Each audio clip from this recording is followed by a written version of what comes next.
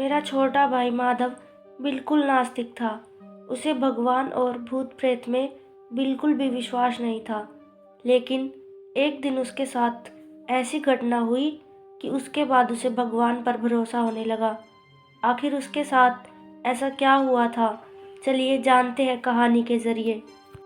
तो दोस्तों, स्वागत है आपका अपने YouTube channel full horror story पर। कहानी शुरू करने से पहले वीडियो को लाइक, शेयर और चैनल को सब्सक्राइब करना ना भूलें। ये कहानी आरव और उसके छोटे भाई माधव की है, जो आप आरव की ज़ुबानी सुनेंगे। तो चलिए कहानी शुरू करते हैं। हेलो दोस्तों, मेरा नाम आरव है। मेरे परिवार में मैं, मेरा छोटा भाई, मेरे मम्मी पापा और दादा दादी रहते हैं। हम सब भगवान में बहुत मानते हैं, लेकिन मेरा छोटा भाई माधव, उसे इन सब पर बिल्कुल भी भरोसा नहीं है। उसका मानना है कि भगवान और भूत प्रेत ऐसा कुछ नहीं होता है, ये सब मन का वहम है। तकरीबन 1 साल पहले की बात है। उस दिन अमावस्या की रात थी। माधव अपने किसी दोस्त की बर्थडे पार्टी से घर वापस आ रहा था। हमारे घर के रास्ते में बीच में एक चौराहा पड़ता है। माधव जानबूझकर उस चौराहे के बीच में से आ रहा था। उस चौराहे पर एक मटका रखा था। उस मटके में कुछ मिठाई और 2 चांदी के कड़े रखे थे। माधव ने जानबूझकर उस मटके पर लात मारी। माधव ने वो मिठाई खा ली और वो दोनों कड़े उठाकर जेब में रख लिए। उसने मन में सोचा, पता नहीं कैसे कैसे लोग हैं, ये सब यहाँ रख जाते हैं, इससे कुछ नहीं होता है। पर उसे कोई अंदाज़ा नहीं था कि उसने अनजाने में कितनी बड़ी मुसीबत मोल ले ली है। फिर माधव बोला, चलो सही है, एक पार्टी का जुगाड़ तो हो गया है। फिर खुशी खुशी उसने वो दोनों कड़े अपनी जेब में रखे और घर के लिए निकल गया। अगली सुबह माधव के साथ अजीब अजीब घटनाएं होने लगी। उसको पूरे शरीर में थकान महसूस हो रही थी। मम्मी ने उसको खाने के लिए बोला, लेकिन उसने मना कर दिया। माधव बोला, मम्मी मेरा खाना खाने का मन नहीं है, मेरी कुछ तबीयत सी सही नहीं लग रही। तो मम्मी बोली, क्यों, क्या हुआ तुझे? तब माधव बोला, पता नहीं क्या हुआ है, लेकिन कल रात से बहुत थकान महसूस हो रही है। ऐसा लग रहा है जैसे मेरे शरीर में जान ही ना हो। तब मैं और पापा माधव को हॉस्पिटल लेके गए। डॉक्टर ने उसका चेकअप किया और कुछ टेस्ट किए, लेकिन उसकी रिपोर्ट नॉर्मल थी। फिर डॉक्टर बोले, सारे रिपोर्ट्स नॉर्मल है, बस थोड़ी सी शरीर में कमजोरी है। मैं कुछ मेडिसिन लिख देता हूँ जिससे इसको आराम होगा। फिर डॉक्टर ने उसे 2 दिन की दवाई दी और हम सब घर आ गए। शाम को माधव की तबीयत और भी ज़्यादा खराब हो गई, तो हमने उसे दवाई देकर सुला दिया। रात को चूड़ियों और पायल की बजने की आवाज़ आने लगी।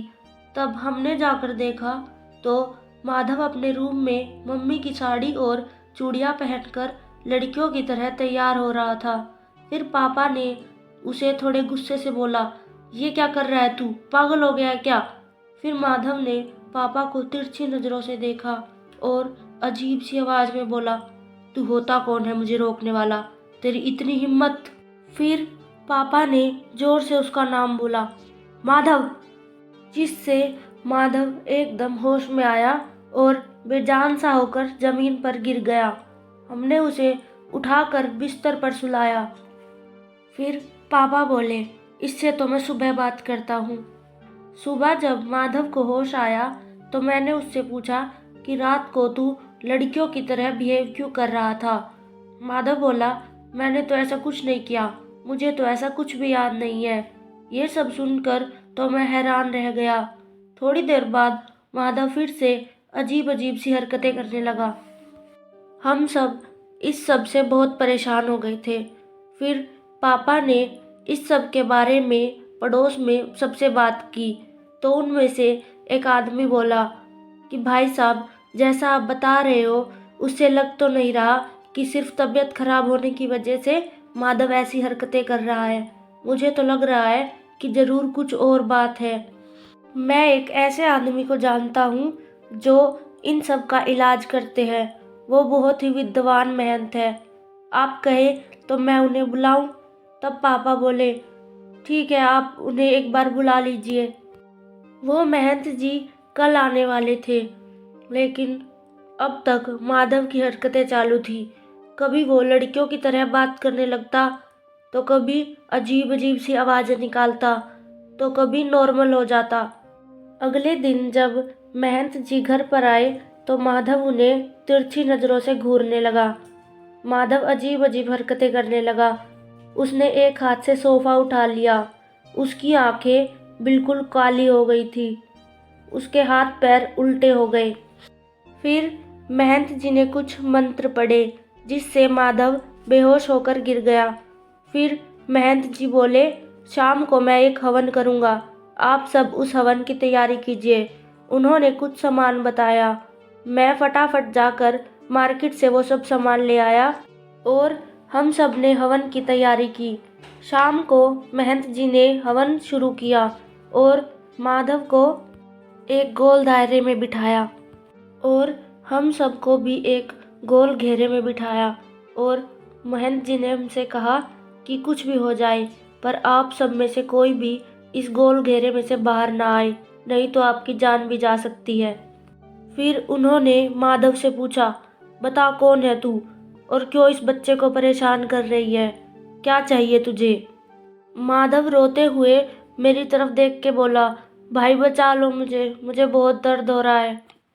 एक बार तो मेरा मन हुआ कि मैं उसके पास जाकर उसको बचा लूं, पर फिर मुझे महंत जी की बात याद आई कि हमें इस गोल घेरे से बाहर नहीं निकलना है, तो मैं वहीं पर खड़ा रहा। बाबा ने एक दो बार फिर माधव से पूछा, बता कौन है तू? फिर माधव बोला कि इस लड़के ने चौराहे पर रखा मेरा सामान लिया है, इसने मेरी मिठाई खाई है, इसलिए मैं इसके पीछे पड़ी हूँ। इसने मेरे कड़े लिए हैं, इसे तो मैं छोड़ूंगी नहीं। तो महंत जी बोले, कैसे कड़े और कहाँ है वो कड़े?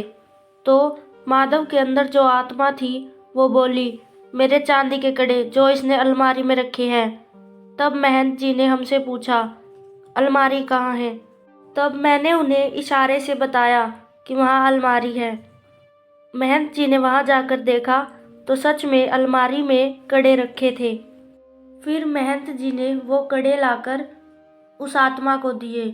फिर महंत जी बोले, ये लो अपने कड़े और चली जाओ यहाँ से।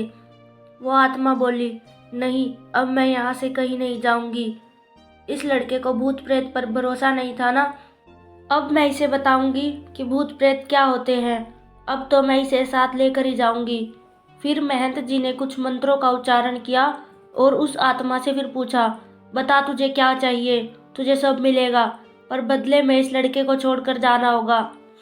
फिर वो आत्मा बोली, मुझे ऐसे ही एक और जोड़ी कड़े और मिठाई और एक सूट चाहिए। फिर महंत जी बोले, वो तुझे मिल जाएंगे, अब तू इस लड़के को छोड़कर चली जा। वो आत्मा माधव के शरीर को छोड़कर चली गई। फिर हमने एक जोड़ी कपड़े, एक जोड़ी वैसे ही और कड़े और मिठाई लाकर चौराहे पर रख दी। आज उन बातों को 1 साल हो चुका है, लेकिन माधव अब तक पूरी तरह से ठीक नहीं हुआ है। अब वो डेली मंदिर जाता है। तो दोस्तों, आपको हमारी ये कहानी कैसी लगी कमेंट करके ज़रूर बताएं, और अगर आपके पास भी ऐसी ही कोई कहानी है तो हमसे ज़रूर शेयर करें। चलिए मिलते हैं ऐसी ही एक और खौफनाक कहानी के साथ।